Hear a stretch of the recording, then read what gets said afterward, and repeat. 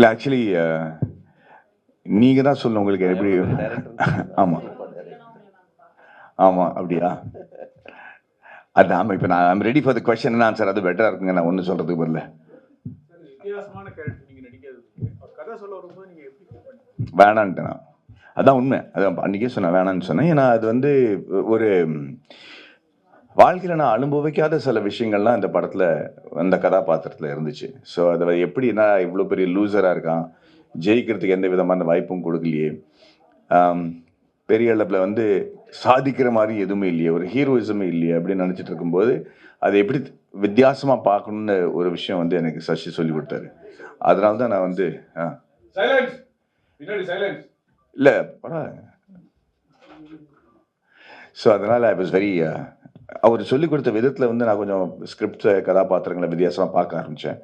அதனால தான் போக போக ஒரு கிட்டத்தட்ட ஒரு ஊசி மாதிரி ஏறி இந்த மாதிரி ஒரு கேரக்டராக பண்ண முடிஞ்சது. இந்த படத்தில் நீங்கள் வில்லன் கேரக்டர் பண்ணியிருக்கீங்க, நயன்தாரா மேடம் வந்து ஹீரோயின்ஸ் பண்ணியிருக்காங்க. கடைசியாக கூட தான் இந்த படத்தில் கதையே அதுதானே, யார் ஹீரோ யார் வில்லன் நீங்கள் எடுக்கிற முடிவு, சுயநல சந்தர்ப்பம் எல்லாத்துலேயும் வந்து நீங்கள் எப்படி டெசிஷன் எடுக்கிறீங்க அதுதான் முடிவு பண்ணுது. ஒருத்தருக்கு ஹீரோவாக இருக்கிறவங்க இன்னொருத்தருக்கு வில்லனாக இருப்பாங்க. அதே சமயத்தில் ஒருத்தருக்கு வில்லனாக இருக்கிறவங்க சில பேருக்கு நல்லவராக தெரிவாங்க. அதான் இந்த படத்தோட கதை, இந்த கடத்தோட அருமையை.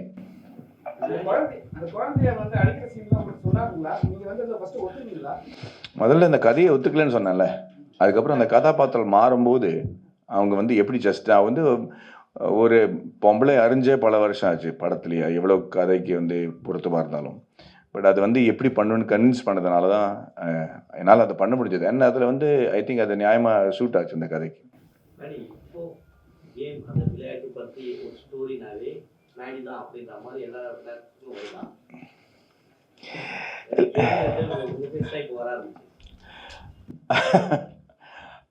I don't know. நான் ஏற்கனவே ஒரு 14 வருஷத்தை 4 படம் தான் சார் பண்ணியிருக்கேன். அதனால் அது எதை வச்சு முடிவு பண்ணுறாங்கன்னு எனக்கு தெரில. But I'm happy. நம்ம என்னை பற்றி யோசிச்சாலே பெரிய விஷயம் எனக்கு நல்லது.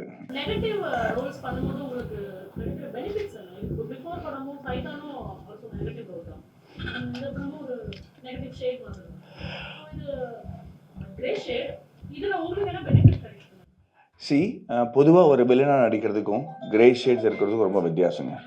ஏன்னா பொதுவாக ஒரு வில்லனா வந்து நான் செய்கிற செயல்லாம் தப்பான செயல், நான் வந்து நகை கடிச்சு அடிக்கிறது, தேவையில்லாத நெகட்டிவ் திங்ஸ் சொசைட்டியில் பண்ணுறது வந்து ஒரு வில்லன். அது வேற. ஒரு கதாபாத்திரத்தில் இறங்கி சமுதாயத்துக்கு விரோதமாக செய்கிற சில விஷயங்கள் வந்து ஒரு நெகட்டிவ் கேரக்டர் ஆகும்போது அது வந்து ஒரு நடிகனுக்கு வந்து சேலஞ்சான விஷயம்தான். ஸோ ஒரு சாக்லேட் பாய் அப்படின்னு சொல்லிட்டு இருக்கும்போது இப்போ திடீர்னு ஒரு ப்ரொஃபஸர் இல்லாட்டா ஒரு சயின்டிஸ்ட் இல்லாட்டா ஒரு நெகட்டிவ் ஷேட் அப்படிங்கிற பல வித்தியானமாக நவரசனங்களும் நம்ம பண்ண முடியுமா அப்படிங்கிற ஒரு சேலஞ்ச் எடுத்துக்கிட்டு தான் அந்த மாதிரி கேரக்டர்ஸ் நம்ம ஒத்துக்கிறோம். இது ஆக்சுவலி ரொம்ப முன்னாடியே வர வேண்டிய படம். பட் அதான் சொன்னேன், எல்லாமே சேர்ந்து இந்த வருஷம் வருது ஸோ அடிக்கடி நம்ம வந்து சந்திக்கிறதுக்கு ஒரு சந்தர்ப்பம் கிடைக்க போகுது இந்த வருஷத்தில். பட் அகெயின் இட்ஸ் நாட் நான் நெகட்டிவாக பண்ணணும் இல்லை நான் ஹீரோவாக நடிக்கணும் அது மாதிரி இல்லை. ஒரு கதை நம்ம கேட்டோன்னே உடனே இந்த கதையை சொன்னால் நல்லாயிருக்கும், நான் சொன்னால் நல்லாயிருக்கும் அப்படிங்கிற ஒரு ஃபீலிங் வரதுனால தான் நம்ம ஒத்துக்கிறோம். சில சமயம் இட்ஸ் நெகட்டிவ் சைட், சில சமயம் இட்ஸ் சயின்டிஸ்ட், சில சமயம் இட்ஸ் பயோபிக். நம்பி நாராயணன் மாதிரி நாட்டுப்பற்றுள்ள கதை, நம்பி நாராயணன் கதை தேசிய விருது வாங்கியது, பிரதமர் உட்பட எல்லாம் பாராட்டாங்க. அப்படி நடித்தவருக்கு இந்த படத்துல ஒரு எதிரணி ஒரு எதிர் நாட்டுக்கு சப்போர்ட் பண்ண மாதிரி நடிக்கீங்களா? அப்படி கான்ட்ராஸ்டாக இருக்கு. எந்த படத்தில்? Match fixing match. ஆமாம். சி தட்ஸ் த சேலஞ்ச் இல்லையா? அந்த மாதிரி ஆள் இதையும் பண்ண முடியுமா அப்படிங்கிறது கன்வின்சிங்காக இருக்கா இல்லையாங்கிறத நீங்கள் சொல்லணும். நான் பண்ண முடியும்னு நினச்சி தான் பண்ணேன். ஸோ அண்ட் ஐ திங்க் ஒரு நடிகனை மட்டும் தான் பார்க்கணும். வேறு நான் வந்து I'm not a guru, I'm just ஒரு ஆக்டர் இல்லையா? That's how I should be seen. ஓடிடிஓட கல்ச்சர் வந்து நம்ம சென்னை மெட்ரோபாலிட் சிட்டில தான் இருக்கு. ஸோ இந்த மாதிரியான மூவி வந்து தியேட்டருக்கு வந்தால் இன்னும் கொஞ்சம் ஹைப் இருக்கும், இன்னும் கொஞ்சம் எல்லாருமே பார்க்கக்கூடிய ஒரு வசதியாக இருக்கும். என்ன காரணத்துக்காக இந்த மாதிரி ஒரு கதையை வந்து இது வரைக்கும் பொதுவாக வந்த சினிமாவில் இருக்கிற கமர்ஷியல் ஃபில்மோட ஃபார்முலாவில் வரல. ஸோ அப்படி இருக்கும்போது இந்த மாதிரி கதைகள் எப்படி ரெசீவ் பண்ணப்படுறது, எப்படி அதை வந்து மக்கள் ஏற்றுக்கிறாங்கன்னு தெரிஞ்சால் அது வந்து தைரியமாக இன்னொரு ப்ரொடியூசர் அடுத்த வாட்டி இதை தியேட்டரில் கொண்டு வர முடியும். ஏன்னா இதனால் எக்ஸ்பெரிமெண்டல் தான் இருக்குது. ஏன்னா நம்ம சசி ஒரு இன்டர்வியூவில் சொன்ன மாதிரி 15-16 லட்சம் பேர் தான் முழு தமிழ்நாட்டிலே தியேட்டரில் வந்து படம் பார்க்குறாங்க. அப்போனா அந்த 7 கோடி மக்களில் வந்து 6,85,00,000 பேருக்கு வந்து நம்ம படம் பண்ணலையா அப்படிங்கிற கேள்வி இருக்கும்போது நம்ம சில விஷயங்கள் புரட்டி போட்டு வித்தியாசமாக பண்ண வேண்டியிருக்கு. அதில் இருக்கிற ரிஸ்க் வந்து நம்ம முதல்ல ஓடிடியில் வந்தால் இட் கெட்ஸ் அண்ட் நெட்ஃப்ளிக்ஸில் வந்து கிட்டத்தட்ட how many million 60 crores மக்கள் பார்க்குறாங்க. அதனால் இப்போ ஹிந்திலேயே நிறைய ரிவ்யூஸ் வந்துருச்சு. இப்போ பயங்கரமாக ஹிந்தியில் ரிவ்யூ வந்திருக்கு. படம் ரிலீஸ் ஆகி அரை மணி நேரத்துலேயே வந்து கிட்டத்தட்ட 30 ரிவ்யூஸ் வந்துருச்சு ஹிந்தியில் கூட. ஸோ அப்படி இருக்கும்போது அது ஒரு வித்தியாசமான எக்ஸைட்மெண்ட். அதான் ஒரு ஒரு ஹீரோ வந்து ஒரு கிரிக்கெட் கதாபாத்திரமாகவும் ஒரு சயின்டிஸ்டாகவும் ஏன் வந்து இந்த இதில் வந்து போர்ட்ரேட் பண்ணி இந்த ப்ரீவியஸ் கொஸ்டினுக்கு ஒரு கதையில் ஹீரோன்றது ரொம்ப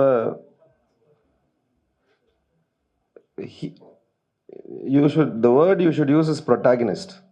ஹீரோ கிடையாது. ஐ மீன் இதில் அர்ஜுன் ஹீரோ. பட் இந்த கதையோட ப்ரொட்டாகனிஸ்ட் யாருன்னா சரான்ற கேரக்டர் தான். அவர் தான் சூத்திரதாரர். அவர் பண்ணுறதுனால தான் கதை மூவ் ஆகுது. ஸோ இட்ஸ் டெக்னிக்லி நம்ம வந்து ஹீரோ வில்லன்ற அந்த கோட்பாடுக்குள்ளே பார்த்தீங்கன்னா அப்படி தெரியும். பட் இந்த படத்தோட ப்ரொட்டாகனிஸ்ட் யாருன்னா அது மாதவன் தான் ஆக்சுவலாக. So he's the central character. இந்த மாதிரி ஐபிஎல்லாம் ஸோ இந்த படமும் அது ஒரு ஹிட்டாக வருது. இப்போ இதில் வந்து ஏதாவது வந்து அவேர்னஸ் கொடுப்பீங்களா? ஏன்னா இப்போ லாஸ்ட்டு நம்ம 2 வருஷமா விளையாட கூட இல்லை ஐபிஎல்ல. இதனால அது காம்ப்ளெக்ஸ் கொஸ்டின். இதனால இது எஃபெக்ட் ஆகுமா, அதனால இது எஃபெக்ட் ஆகுமான்னு தெரியாது. ஆனால் பட் ஜென்ரலாக கிரிக்கெட் எனக்கு கேட்கறது வரையும் அந்த கிரிக்கெட் கான்வர்சேஷன் இருக்குது. ஒரு T20 டைமில் டெஸ்ட் வர்றது வந்து டெஸ்ட்டுக்கு ஏன்னா அந்த ரெலவென்ஸ் வருது. இது வந்து ஒரு T20 படம் மாதிரி இல்லை, இது நிஜமாவே டெஸ்ட் படம் மாதிரி இருக்குது.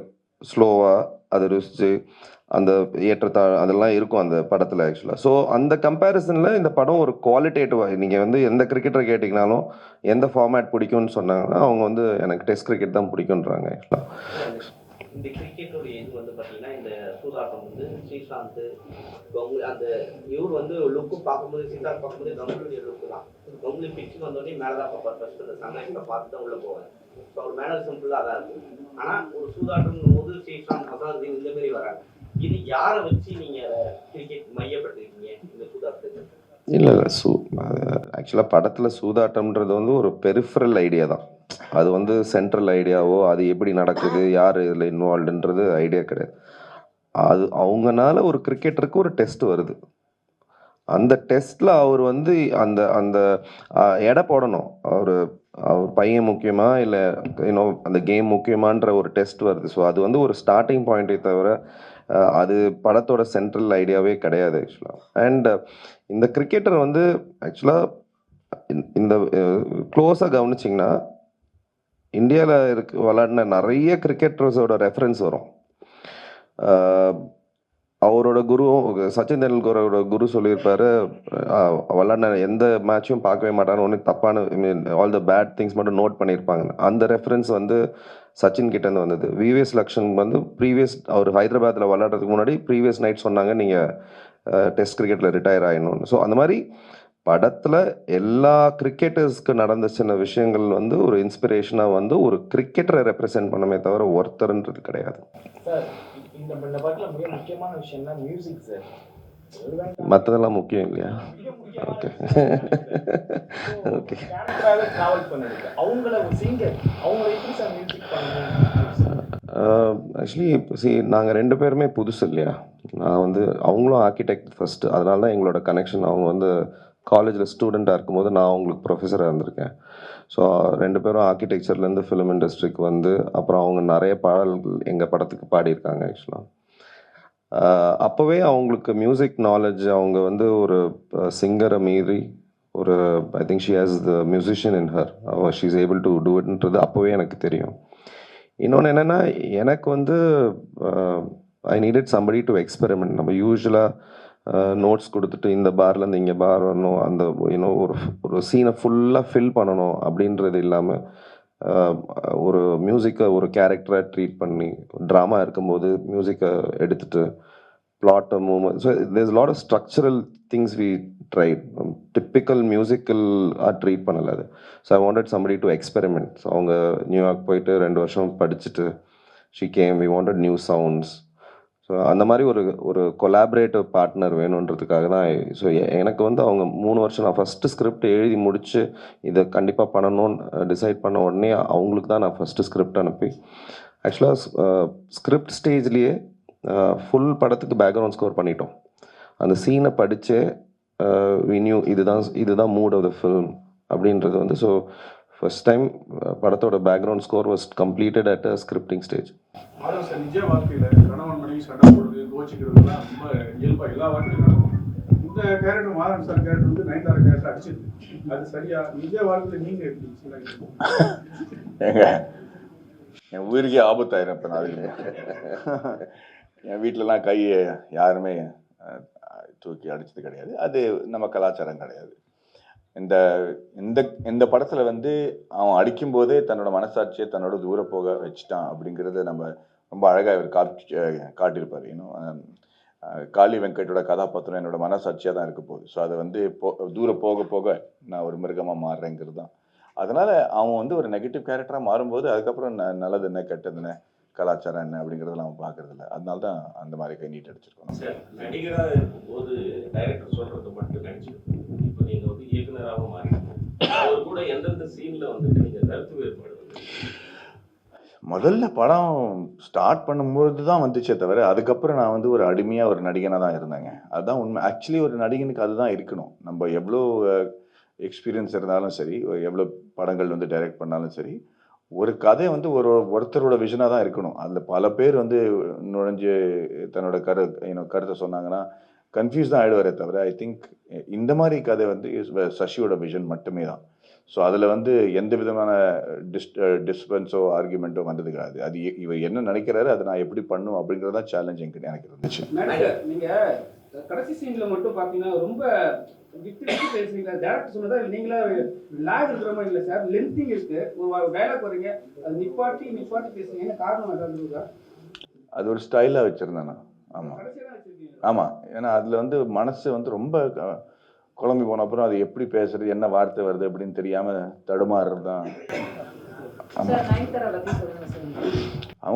அவங்களோட அவங்க கெமிஸ்ட்ரி ரொம்ப அழகாக இருந்துச்சுன்னு நான் ஃபீல் பண்ணேன். ஏன்னா ரொம்ப அழகான குரல். இது வரைக்கும் அவங்க லைவ் சவுண்ட் பண்ணது கிடையாது. டப்பிங் தான் அவங்களுக்காக பண்ணியிருக்காங்க.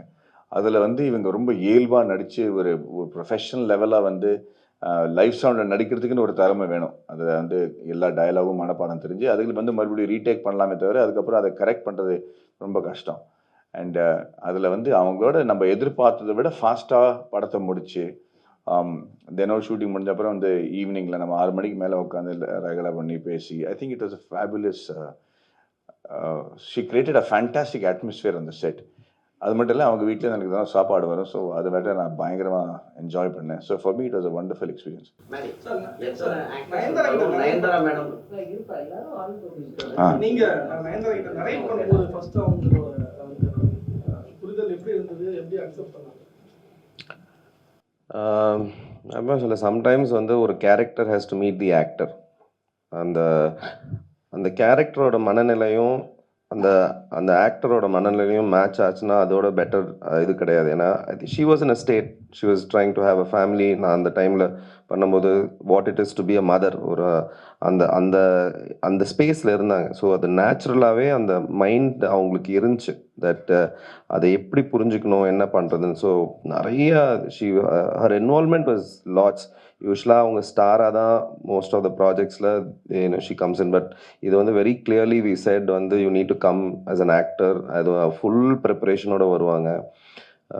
ஷி வாஸ் ஏபிள் டு, அதான் more then anything else வந்து அது வந்து ஒரு நம்ம கிரியேட் பண்ணது ஒரு க்ளவ் தான், கை அவங்களுது. அதை கரெக்டாக வந்து அவங்க ஃபிட் பண்ணிக்கணும் இல்லையா. அதோட ப்ரிப்பரேஷன் வாஸ் எக்ஸலண்ட்.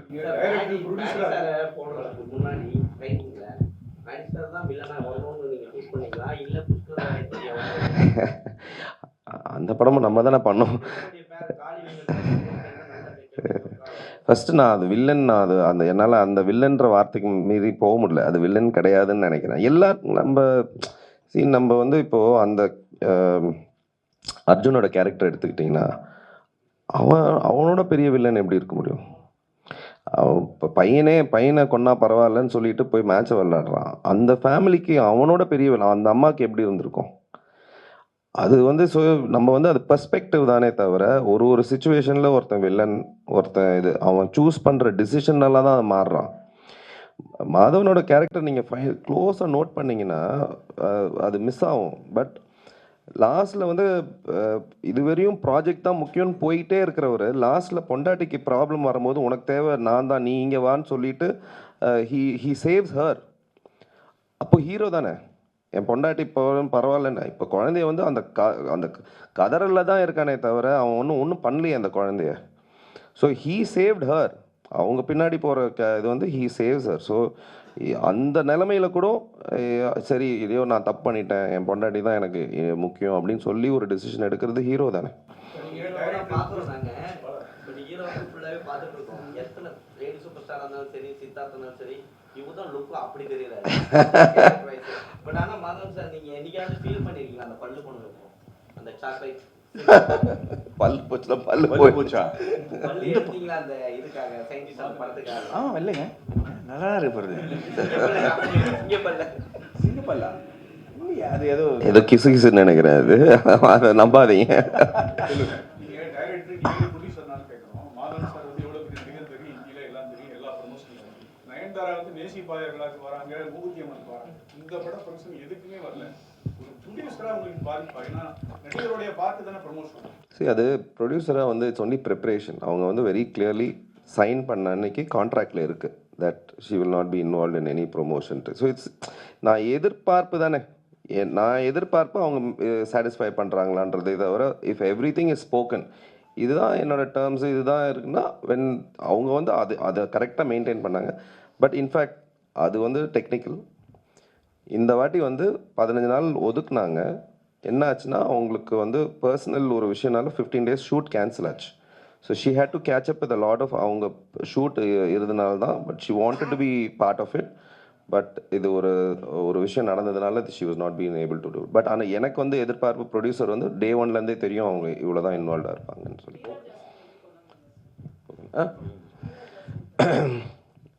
படத்தில் அந்த ஒரு சீன் பார்த்துருப்பீங்க. அந்த சீன் எழுதும்போதே வந்து அது எப்படி எழுதியிருந்தேன்னா ஒரு கேரக்டர் வந்து அவங்களுக்கே அது ஒரு பட்டாஸ் மாதிரி அவங்களே திரி வச்சுக்கணும். அவங்களே ஒரு ஸ்டேஜாக அந்த கேரக்டர் பில்ட் பண்ணி ஃபைனலாக வெடிக்கணும். அந்த கைண்ட் ஆஃப் கேலிபர் எங்கே அந்த எழுதும்போதே அந்த சீன் எழுதும்போது ஐ செட் அது சிங்கிள் டேக். ஆக்சுவலாக அவங்க அந்த 4 நிமிஷம் அவங்க வந்து ஸ்டார்டிங்லேருந்து கட் பண்ணியிருப்போமே தவிர பட் அவங்க சிங்கிள் டேக்கில் அவன் அடிக்கிற வரையும் அது சிங்கிள் டேக். அது ஆக்சுவலாக கீழே உழற வரையும் சிங்கிள் டேக். ஸோ அந்த லெவல் கேலிபர் ஒருத்தங்களுக்கு வேணும். அந்த ஒரு சீனில் வந்தால் கூட they need to say அப்படியே தூக்கி சாப்பிட்ணும் அந்த சீனை. ஸோ அந்த லெவல் யார் இருக்கான்னு பார்க்கும்போது எனக்கு ஃபஸ்ட்டு தோணுனது மீரா தான். இந்த 4 கேரக்டருமே நான் ஃபஸ்ட்டு எழுதும்போது இவங்க தான் எனக்கு வேணும்னு சொன்ன 4 கேரக்டரும் வந்தாங்க. அதுக்கு காரணம் ஸ்கிரிப்ட் தான். ஓகே, தேங்க்யூ ஸோ மச்ங்க. I hope you enjoy it. Thank you. The villain in him dies, but he remains. Thank you.